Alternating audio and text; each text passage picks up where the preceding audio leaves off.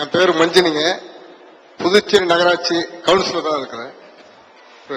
சின்ன ஒரு கேள்வி.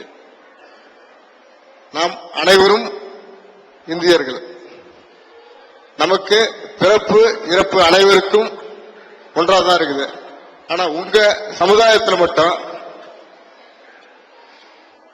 ஒரு வீட்டில் இறப்பு நேர்ந்து விட்டால் அது அடக்கம் செய்த உடனே ஒரு மாமிச உணவு அருந்தும் வழக்கம் இருக்கிறது.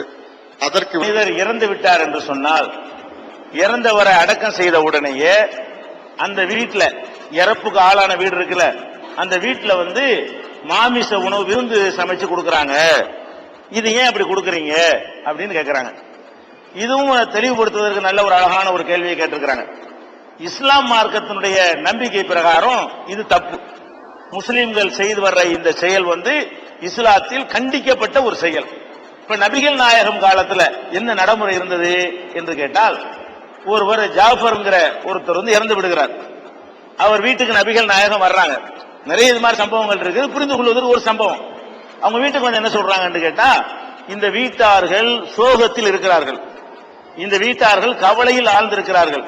அதனால இவர்கள் 3 நாளைக்கு இவர்கள் எந்த சமையல் வேலையும் செய்ய மாட்டார்கள். அதனால அக்கம் பக்கத்தில் உள்ள உறவினர்கள் இவர்களுக்காக சமைத்து இவங்களுக்கு நீங்க கொடுங்க. நபிகள் நான் என்ன வழிகாட்டுறாங்கன்னு கேட்டா, ஒரு இறந்த வீட்டுல இலை வீட்டுல போய் சாப்பிட சொல்லவே இல்லை. அவர்கள் சாப்பிடுறதுக்கோ சமைக்கிறதுக்கோ மனநிலையில் இல்லாமல் இருப்பார்கள். அவங்க கவலையில பங்கெடுக்கக்கூடிய சரியான முறை என்னன்னு சொன்னா, நாம அவங்களுக்கு சமைச்சுக்கிட்டு போய் கொடுக்கணும். யார் வீட்டுக்கா மௌத்துக்கு இறந்தவர்கள் வீட்டுக்கு போனோம்னு சொன்னா மத்தவங்க போய் ஆறுதல் படுத்தி, கவலைப்படாதீங்க எல்லாருக்கும் சாவுதான் இதுக்கு அப்படின்னு சொல்லி அவங்கள சாப்பிட வச்சு அதை செய்யறத விட்டு என்ன செய்யறாங்க, மனிதாபிமானம் இல்லாம ஒரு காட்டு மிராண்டிகளை போல எங்கள் மக்கள் நடக்கிறார்கள். இது இஸ்லாத்துல இல்லாதது. குர்ஆன்லயும் இப்படி கிடையாது, நபிகள் நாயும் இப்படி சொல்லவே கிடையாது. எங்களுக்கு சோகம் 3 நாளைக்கு சோகம் அனுஷ்டிக்கலாம்னு எங்களுக்கு இருக்கிறது. 3 நாளைக்கு மேல கூடாது. ஒரு மனிதர் இறந்துட்டார் என்று சொன்னால் 3 நாளைக்கு நாங்க கவலைப்படலாம். 4வது நாளைக்கு கவலைப்படுறது எங்க மார்க்கத்தில் பாவம், தடுக்கப்பட்டிருக்கு. 4வது நாளைக்கு வேலைக்கு போயிடணும், 4வது நாளைக்கு தொழிலுக்கு போயிடணும். 72 மணி நேரத்துக்கு மேல கவலையா இருக்கக்கூடாது.